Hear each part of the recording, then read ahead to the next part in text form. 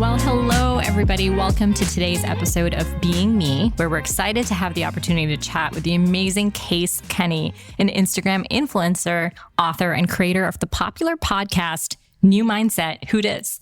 He's also the best-selling author of But First, Inner Peace, the creator of the New Mindset Journals and the Unbothered Journal, and his new book, That's Bold of You. Case inspires his followers, passionate about helping people find their inner power, and improves their lives through his personal experiences, insights, and motivational messages. His unique perspective on life, love, and relationships has earned him a loyal fan base of nearly 500,000 followers on Instagram, making him one of the most influential voices in self-improvement. In this episode, we'll dive deep into Case's personal story and learn more about his journey to become a successful author and influencer. We'll also explore his approach to personal growth, get a sneak peek into his collaboration with Andy Grammer, and his thoughts on social media and its impact on our lives. So sit back, relax, get ready to be inspired by the one and only Case Kenny. Case, anything you'd like to add?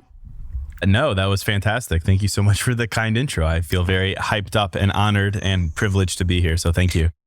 Of course. Well, the intro was very easy because you have such an impressive background, Case. We're so happy that you're here with us today. There's clearly a lot to talk about. So let's talk. Case, we like to start our Being Me podcast by asking you to tell us a little bit about teenage Case. Did you have a nickname? Were you confident, shy? Any school activities of interest, sports, debate? What was teen Case like? What were you into? Yeah, love to hear it all. Teen Case, that was right around the time, probably early teens. It was probably, I don't know, somewhere between 10 and 13. That was when I did the great Case Kenny rebrand, which was, my name is Casey. I dropped the Y somewhere around then, and I've been Case ever since. So that was a big moment for me, certainly. Just the casual name rebrand. But otherwise, I mean, I think, fairly normal teenager. I played sports growing up. I played lacrosse and ice hockey. Grew up in Virginia. I think also it was around the time where I kind of realized what I was good at academically as well, which was languages. I took 5 years of Latin in high school. I don't know if people even take Latin anymore, but I was really good at Latin, which is funny. But it led me down the path of in college, I ended up majoring in Chinese and Arabic and studied Hindi and Urdu as well. So it was around that time I kind of came into what I was good at academically, which was languages. But, I think in general, just a quirky, lanky, tall dude growing up in Virginia, finding his way. Going by Case. Love that description. Can you tell us about your personal journey with mindfulness? Why were you drawn to it? How's it impacted your life? And how did you take your interest in mindfulness and turn it into building a personal brand around publishing books, creating this podcast, and then also becoming an influencer on social media? Yeah, certainly. I mean, so fast forward. So now I'm 34. I'm turning 35 next week, actually. And my journey into mindfulness came from a very organic place. I never had any aspiration to do anything in this space, frankly. Never had any aspiration to be an influencer, to be anything like that, to do social media, anything. Really, for me, it was very organic in the sense of when I was 28, 29, just kind of took a look at my life being a regular guy at that time. I was working a job in Chicago, running a sales team for an advertising technology company. And kind of just took a step back. You could call it a quarter life crisis if you want. I don't like to use the word crisis there because it's obviously not a crisis, but just a fork in a road of being like, man, it would be really unfortunate if I were to look back 10, 20, 30 years from now then and be like, I wasn't doing the things that I wanted to do. I was chasing things that weren't true to me. I was dating people that I shouldn't date, or I didn't know why I was dating. Working a career that didn't really speak to me, so on and so forth. I was kind of just in that moment. I was like, I want some clarity in my life, right? I want to be able to sit down and say, this is why I'm doing this. This is why I'm striving to be this kind of person. And at the time, I didn't have great answers. And being a pretty driven type A person, I was like, I would like to find answers. So at the time, again, no background in wellness or mindfulness or anything like that. I didn't even know what the word mindfulness meant. I said, I'm just going to challenge myself to ask myself tough questions about life and answer them in the best way I can and share what I've learned. And I chose to do that in the form of a podcast. And basically the rest is history from there. I realized what I was doing through that process of twice a week, asking myself these tough questions and then turning around and answering the best I could. I realized what I was doing. And in fact, I was practicing mindfulness. I was practicing the art of introspection, self-awareness, and then creating an action plan from there of what to do or what not to do. And, the long story short is you get better at something. I found myself finding clarity, becoming better, more well-spoken about it, sharing it with other people, realizing that a lot of people could relate to the same issues that I was facing. And then you fast forward, started sharing that more and more. The podcast blew up, started sharing it on social media in little quote forms to simplify my thoughts, wrote some books. And yeah, just have been really passionate about finding different ways to bring mindfulness to life, whether that's through journaling, whether that's through spoken word or written word or music or culture or games. Just very passionate about that. And I realized it through this practice. I've done 481 episodes on the podcast. I've written tens of thousands of pages. Just something I just discovered I was really passionate about from an organic place.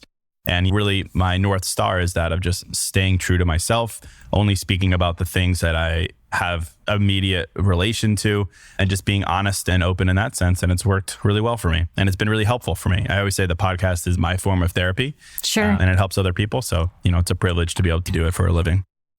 It's a really beautiful arc, just starting out with something where you're looking inward and it's an organic process, and then saying, hey, other people might relate to this, so let me actually share it with the world. And then it just organically kind of grew from there into something really impactful. Speaking of that podcast, and then something else you mentioned, which is music, you've done several episodes centered around the connection between music and mindfulness. Can you share a little more about that and the research about how music can boost our mood? I mean, we are very focused on some of these creative expressions and the way that it can help mental health at BeMe as well. And I'm a psychiatrist, and I'm really fascinated by any of the arts and the way that they connect to mental health. I'd love to hear from your perspective what you found in those connections and in your work. Certainly, yeah. I think this is an area of the things that I do. I don't want to say my practice, but my art and my creation that I'm really passionate about. And I think from a science perspective, there's no denying the influence that music can have on your emotional range and your headspace and just how you feel. Music obviously has that ability to flip a switch in you and make you feel nostalgic, energized, contemplative, whatever it may be, calm, peace, whatever it may be. There's no denying that. And for a long time, I was looking for a way to fuse together what I'm good at, which is speaking logically through life issues and coming up with simplified, mindful questions to ask oneself, to combine what I'm good at and what I just enjoy as a regular guy. And I've always loved dance music, any form of dance music, house, techno, any EDM within the genre. I've always just loved it. Growing up as an adult in Chicago, the home of house, going to festivals, going to shows, going to clubs, just really enjoyed the music. I always found that dance music in particular, perhaps it's due to its uplifting, progressive, break, build, drop nature, I just found it to be really cathartic. And anytime I listened to that music, I felt good. I felt open. I felt honest. I felt hopeful. So I always had that thought in the back of my mind. And then one day, a couple of years ago, I was listening to a clip of my podcast, trying to find a clip to share on social media, something like that. I also had Spotify open and I was listening to a track, and I was like tabbing too fast, and they were both playing at the same time. And the timing of this very serendipitous moment just aligned. And my speaking part on the podcast was at the perfect point in this track where there was an interlude. I was speaking and then the track dropped, and it was just this beautiful moment. And I was like, man, it would be really cool to combine some of my mindfulness with dance music. And basically that was the start. I started teaming up with DJs and producers, as well as my own DJ and production, to create what I call guided dance music meditations, where basically I'll play music, or an artist that I team up with will play music for 30 minutes. And then I'll come in interludes and offer some of my signature mindfulness. And the result is really cool, because I think some people struggle with things like meditation or sitting silently or sitting down and staring at a wall. It makes people sad. And some people want a more active kind of kinetic form of mindfulness. And you can listen to this at the gym or on a run or while you're walking. It's very uplifting, very energetic, 126 beats per minute. And I've been fortunate to work with some great artists like Griffin and Sam Felt and Martin Garrix, and most recently Andy Grammer. So it's just really cool. I think it has a lot of legs to it. I think in the future, you're going to see a lot more artists leaning into the connection between your inner self and dancing and music. Yeah. So yeah, it's something I'm just really passionate about. And again, came out pretty organically for me. Well, it's so fascinating because we know mindfulness is good for your brain. We know that music is good for your brain. It releases feel-good chemicals. I love this idea of mixing both, putting them together in these creative collaborations. Speaking of which, you mentioned Andy Grammer, who has a song, It's Good to Be Me, which is our unofficial hype song around here at BeMe. I love that. Can you give us a preview of what you two are working on, any chance? Yeah, for sure. It actually came out this morning, so you can listen to it whenever this episode comes out. Basically, he has a new track out called I Need a New Money, and it's basically about the fact that we're at a point in life where we very much tie our self-worth to a paycheck, to our net worth. Social media has led us to compare to the point where we're finding validation almost solely in what we have, how we look, and money. Very solid topics, of course. And he has this track about questioning it. So basically, we teamed up to bring that to life in a really cool way. It's called Life of Love. And it's basically, why can't we define ourselves by love? Which, again, that's a cheesy thing to say. And I didn't get it, but I love cheesy topics. I love cliche topics because there's so much truth in it. And basically, my contention there is, let's see what would happen if we defined ourselves by our ability to give the things that we want. Namely, we all want to be loved. We all want to be appreciated. We all want to be complimented. We all want someone to care about us and understand us and take time to get to know us.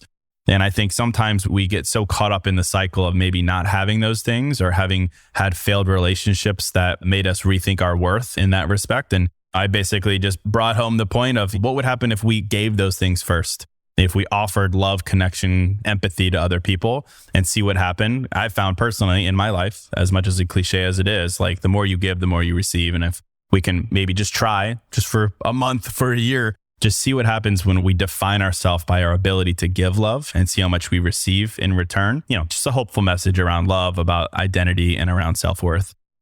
Absolutely. And in the act of giving is also really good for your mental health. It boosts your mood in the moment. So it's helpful for the person receiving the love and the kindness and whatever it is. And it's also helpful for the giver. And the collaboration that you mentioned sounds amazing. I can't wait to check it out. I want to dig into your books a little bit. Your most recent book, That's Bold of You, has a really great subtitle. It's How to Thrive as Your Most Vibrant, Weird, and Real Self. I think that really hits something that's at the center of teen identity. What advice would you give to teens to help them embrace their weird and real selves? I mean, talk to me about that a little bit.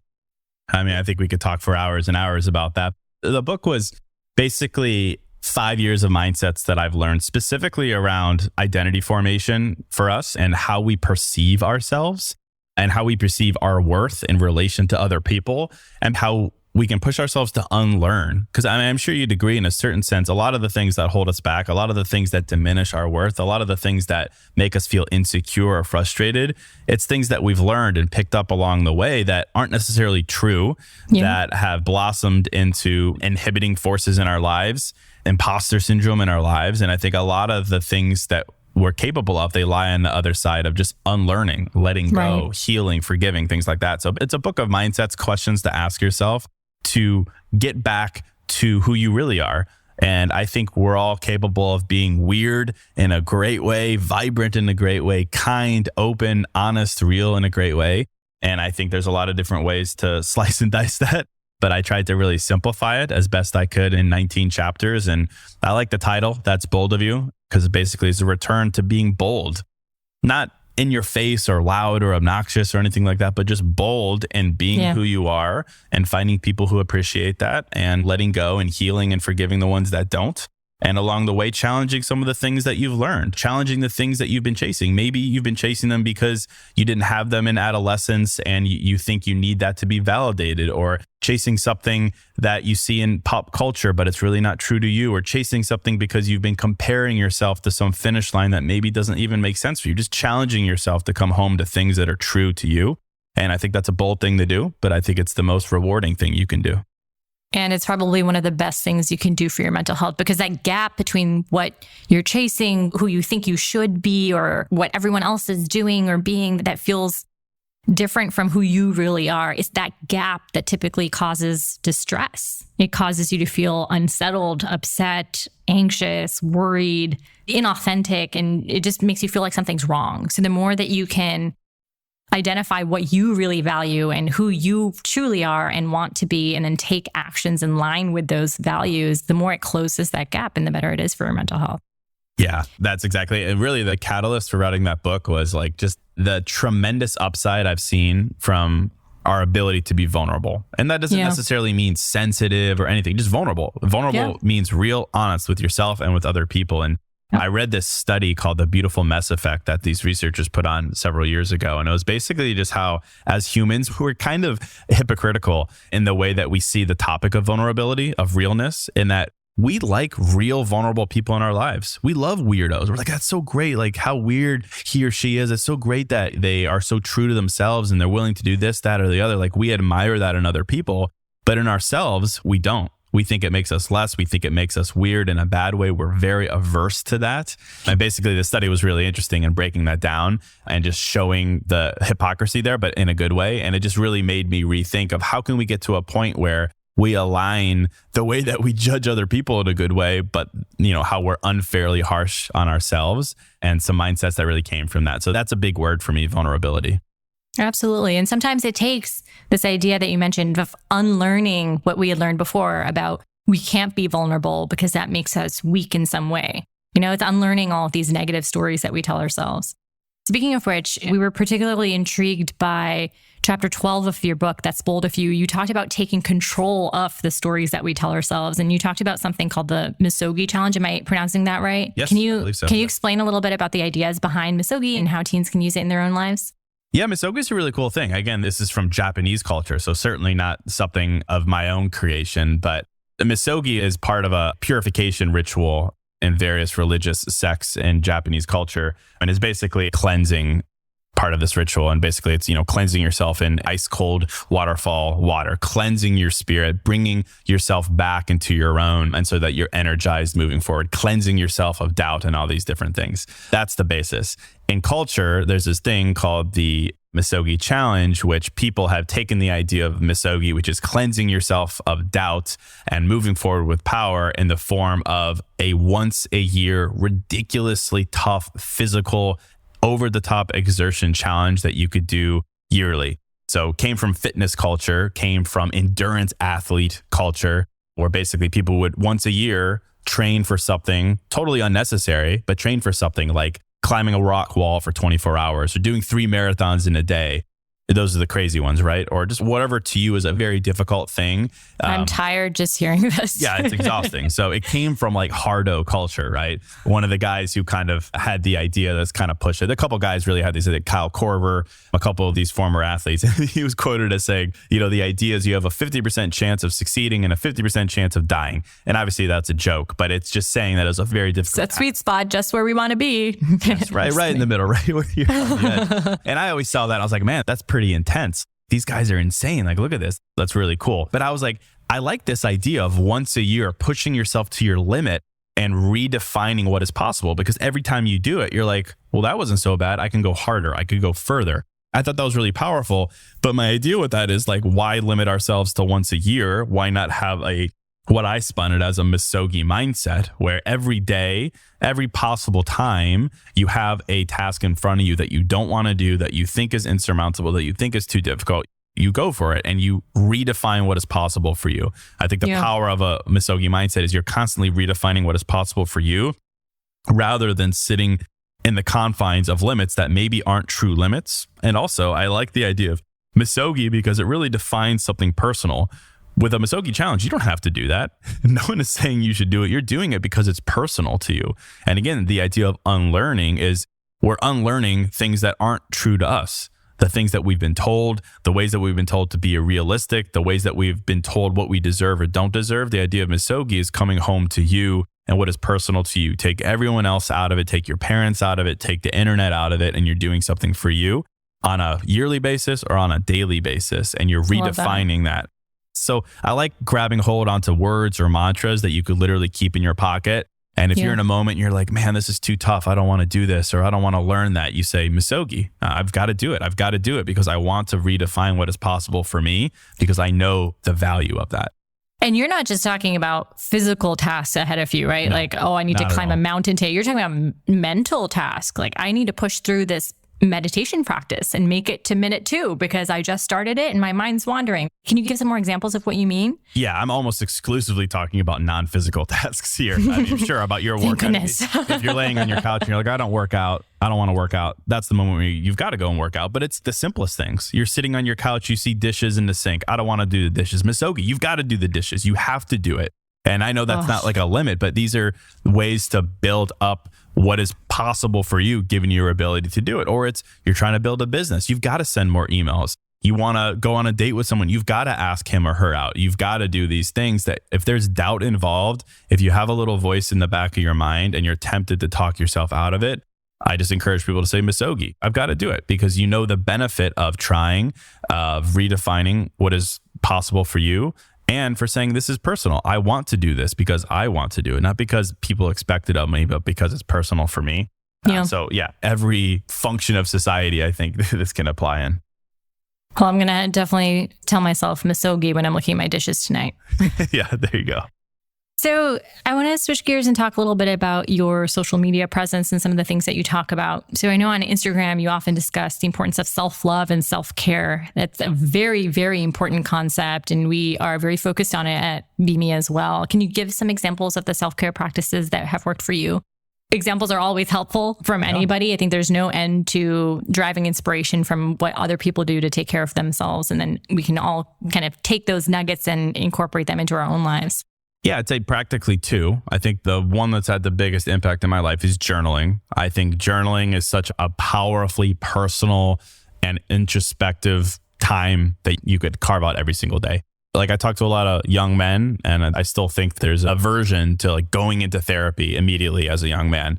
Topic of its own, of course. But I think if you're hesitant there, start journaling. See the value of asking yourself questions, because asking yourself questions give you answers, or it gives you additional questions to ask yourself. And we need to challenge ourselves with the right questions, with the right level of vulnerability. And I think journaling is just so perfect. There's many different kinds of journaling, of course. I think a good mix of prompted and unprompted journaling is really powerful. A question plus an ability to just share blank space, I think is so powerful as a starting introspection practice, right? You can't overcome things that are making you feel anxious, stressed, and so on unless you face them head on by asking yourself questions. So like that's the one that I always turn to. I also think, as simple as this is, a practice of doing nothing, literally doing nothing, no phone, not even working out. Like I'm talking about literally going outside and sitting down and just letting your mind take you wherever it wants to. From a scientific perspective, I was reading some studies recently about the power of a bored mind and how your neurons are firing and creating connective associations and healing in your mind and really empowering you there just by literally doing nothing. Sit down and do nothing for 10 minutes. I contextualize that, of course, in different areas too, like 10 minutes of gratitude or 10 minutes of stillness. Just be still, no rushing. Yeah. That's helpful as well. But just let your brain do its biological thing, I think could be helpful too. Because we're all rushing and we're all impatient. And I think slowing down could also help ground us in life and lead us to have a gratitude practice. I think gratitude, of course, is a very, very powerful thing that can be done via journaling or via some form of stillness. But I'd say those are the two simplest ones. There's no barrier to entry there. You could find free journal prompts online. You could get a journal like the ones that I sell. You can come up with your own prompts. It's a very diverse way to just challenge yourself in an accessible form. I love those. And there's a strong science behind both of those as well. Yes. We have a few questions from our BeMe Teen Advisory Board members. The number one question that many folks asked was, how do you come up with so many affirmations? And how do you think of so many creative ways to share the affirmations on socials? Yeah. I mean, I think that's maybe one of the talents I've been given. I mean, really for me, Instagram is just a way to challenge myself, because I do the podcast, right? And that's 20 minutes. I'm talking for 20 straight minutes. It's a lot of talking. Sometimes I'm long-winded. Sometimes I repeat myself. Sometimes I stumble over my words. Instagram for me was a way to challenge myself to simplify my thoughts. I used to come from a sales background, and it always used to be, hey, if you can't do the sales pitch in 30 seconds, it means you probably don't understand it well enough. And for me, Instagram was a form to say, hey, Case, if you're going to talk about self-love, for instance, or anxiety for 20 minutes, but you can't give a simple thought in 30 seconds, you should sit down and challenge yourself to better vocalize or better understand the topic. So Instagram for me is always, and will be a way to make me simplify my thoughts, which I think is very powerful. So it shows that you understand an idea, and it forces you to get specific. And so that's always been that. And I think life has a lot to offer of inspiration, and I'm constantly inspired to find different ways to encourage people to love themselves or forgive themselves or challenge themselves. And I think I have a diverse vocabulary, and it works for me. Here's another question from the Teen Advisory Board. Did anyone tell you were not going to be successful? And how did you work through that? How did you overcome it? Ooh, I don't think anyone's ever said that directly to me. That would be quite disconcerting. So I worked for 12 years in a 9-to-5 job, working in advertising and technology sales. And anytime I would voice what I did on the side, which was the podcast for a long time, I did it on the side before going into a full-time. a lot of the people, my boss, SVP, EVP, CEO, they would kind of, oh, like that's a cute little thing that you're doing, Case. So that must be really nice. A lot of laughs and some, oh, Case writes little quotes on the internet. That must be nice. So I would be lying if I didn't say that made me doubt myself. Because I was so ingrained in gotta make this amount of money and do this. And I'm a salesperson, and salespeople are, we wear our business casual and we go out and we sell. So I definitely had some doubters there because it is not a traditional career path. I joke that I share my feelings for a living because there's really no great way to describe what I do across music and Instagram and podcasting and writing and consulting. So certainly it didn't make me feel great in those moments, and it didn't make me doubt myself for sure. The lens that I always try to judge myself through is that of pride. Am I proud of myself? And I just found that the more I looked at what I was doing with my writing and podcasting, the answer was yes. Every time I sit down and I do something like this and I share my thoughts and feelings, I am proud of myself, and it helps other people. I'm double proud of myself. And I just doubled down on that. And every single time the answer is yes, I'm proud of myself. And I've also found that when you're proud of yourself, that means you're doing the things you're supposed to do, both from a business perspective as well as a personal perspective. And I just became more and more confident that the more I said yes to the things I wanted to do and was drawn to, and the more I was proud of myself for doing the difficult things, that the career path would present itself. And eventually it did. So proud of myself in that sense. I love that. Proud of you. One of the things that we hear from our BeMe teens all the time is that they think there's a fine line between keeping it real and then saying that everything is just a bowl full of sunshine, right? And one of our BeMe advisory board teens asked, what's your opinion on toxic positivity? Is it possible to be so positive that we create blind spots for ourselves? Yeah, absolutely. I mean, that's something that I really try to be cognizant of. I joke that I'm a delusional optimist, and that is probably true to me. I just, something about my upbringing, no idea. But for me, it's just like, if there's a silver lining to be found, I will find it. But I'm not creating it out of nowhere, and I'm certainly not blind to the challenges of life. I think the thing that I am really attracted to, and that's like my brand of mindfulness, is proving to ourselves through introspection why there is a positive outcome, assumption, possibility, or future for us. Not blindly saying, oh, you deserve great things, but you deserve great things because of this, that, and the other, because you've been through this, because you do this, and because you're this kind of person. That kind of positivity is supported by observations, logic, and memories. And to me, that is so powerful, and there's nothing delusional or toxic about it. I think the flip side is, certainly there are varieties of toxic positivity out there that aren't supported by true introspection. They're blanket statements, blanket affirmations that, while I would love for them to be true, let's prove that they're true. And then we'll make a standard, a boundary, a belief unbreakable. So that's the kind of mindfulness that I'm really attracted to. I sometimes refer to it as logical mindfulness. It's going through your memories or looking at life through the lens of observation and saying, hey, I've been through this, for instance, in a relationship. Therefore, I have this standard.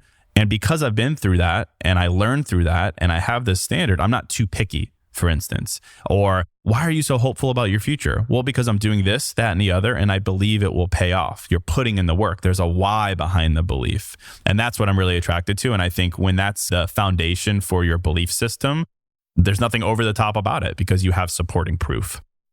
There's a why behind your belief. I like that. That's very powerful. Okay, one more from the Teen Advisory Board. This is a tough one, Case. I got to be honest with you. The question is, what is your definition of happiness? I don't have a great answer. I think it's evolving for me. I think if you would ask me 5 years ago, I would say something. 2 years ago, I would say something. I think for me, I'm more and more aligning it with freedom and with a sense of pride, not to repeat myself. Words like happiness or like, I want to be happy, I've always found that to be a difficult scenario to put yourself in because, of course, you're not always going to be happy in life. Life is up and down. It's about finding the spot between contentment and eagerness and happiness and healing, right? It's somewhere in the sweet spot. And I've found that when it comes to like setting goals for myself, sitting down and saying, I want to be happy, just given the human condition, I think it sometimes sets us up to not be happy because as humans, we're very observation based. And if you're, for instance, not happy for a month or two on end, you're just having a difficult time in your life. We do this unfortunate thing, which I'm sure you've seen, which is we're like, well, I guess I'm not a happy person, or I guess I don't deserve to be happy, so on and so forth. We go to these kind of assumptions that start to form our identity. So the thing that I've helped myself reframe, instead of setting a goal for myself of, I want to be happy, I will come back to actions that will make me happy or that will make me find a definition of happiness. So instead of saying, I want to be happy, I say, I'm the kind of person who practices gratitude every day, who does the things he says he's going to do, who chases the things he's curious about, so on and so forth. The verbs, the action statements that no one can take from me. And the more I do that, the more I have found that I'm proud of myself. And I think happiness comes from being proud of yourself because you're doing the right things that will ultimately deliver your version of happiness. So that's a very winding non-answer, but I think happiness as a noun, happy as an adjective, to be happy as a verb statement, it's a moving target. And I think it could take a long time to find what that means for yourself. And while you're searching for it, I think the more appropriate, perhaps, goal for yourself should be verbs and should be centered around the verbs that will make you proud of yourself. Because I think the other things will come from that: fulfillment, success, happiness, like those kind of adjectives and nouns that we're chasing. So that would be my answer to that question. So it's really about putting yourself in the position to find those feelings or to feel good about yourself, feel proud of yourself. Through your actions. Yeah. Because I think sometimes we're hoping that someone else will make us happy or a job will make us happy. And obviously there's elements of truth there. You know, the right person can immensely add to your life. The right job can help you feel very fulfilled and happy. But ultimately those things are the outcome of your effort that we can control. We can't control randomness. We can't control bad luck. We can't control someone who changes their mind about wanting to be in our life. We can't. So I think we need to just find a way to come back to the things we can control and double down and be proud of ourselves for doing it and just try to move forward with an open mind and the ability to reinvent ourselves. I think it's great to redefine what makes you happy every year if you need to. I think that's the gift of life. I think that's really good advice. Case, you mentioned something, you said difficult scenario to put yourself in. And it just made me think, you know, anytime people are in the public spotlight or anytime you're an influencer and you have a lot of people messaging you, following you, et cetera, there's going to be some difficult scenarios that come with that. And one of our previous podcast guests, recording artist Chris Mann, he talked about how internet fame isn't real life and some of the challenges associated with being famous. I'm wondering, how do you think about being famous or in the public spotlight or being an influencer? And what advice do you have for teens who are aiming to kind of go that route? Yeah, I mean, I think it's a great aspiration, of course. Personally, I don't like the word influencer. I align with it because it helps people understand. But like, for me, I'm a writer. I'm a podcaster. I do these very specific things that I'm so passionate about. I create art in that form. And that gives me influence. And that's fantastic. And that's the goal. But for me, it's like being influential online, the ability to be an influencer, it's become very ubiquitous and there's many different ways to do it, some of which are good, some of which are bad. But I have learned that I don't like to be a negative Nancy about social media, but very little that you see on social media is truly real. Even myself, like I pride myself on being real and relatable, but everything I post is highly curated. It's the highlights, it's the best angles, it's the most edited words. It's very, very selective and not reflective of real life. And I think that's, for one, very important to realize. And two, along the lines of influence, fame, things like that, people have always been so kind to me and so supportive. I feel a little bit in La La Land sometimes. Very few people are like mean or critical of me. So yeah, it's very strange. But I think for me, it's a gift to have a platform like Instagram or TikTok or whatever it is to get your message out there. But the most important thing is your message. It's the intention behind it. I don't care about having followers. I care about being able to share a thought that can help those followers. And I know that might sound noble, but I think we really do need to have that intention behind it and then not allow any fame or following get to your head, because it doesn't mean a whole lot, truthfully. It's great and it's nice, but really the value of being a creator online, for instance, is giving yourself a platform to be creative and share your art, share your passion, share your magic with the world. Yeah. And it's great when other people support it. But, you know, life is meant to be lived outside of social media. And I think the world is coming around increasingly to that. I'm on the board of an organization focused on life outside of social media. Always a great reminder for all of us. That's where the sweet spot is. I think social media is great. I really do. But we need to see it as a source of inspiration and not comparison. And I think if we could do that, we're in a really good spot. But that could be difficult, especially when you're younger, to understand that not everything is real, and not in a negative, really negative way, but it's not real. It's curated.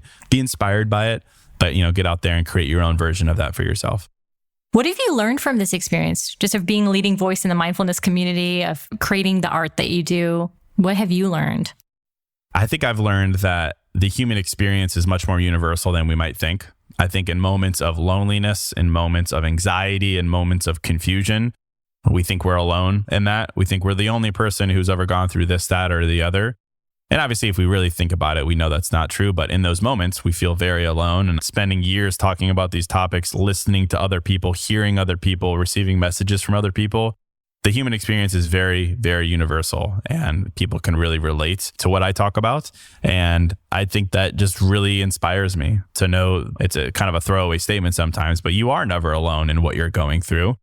There's many, many, many, many people who have gone through the same thing, who have leveled up through it, who have grown through it. There are people who are silently watching you, inspired by you.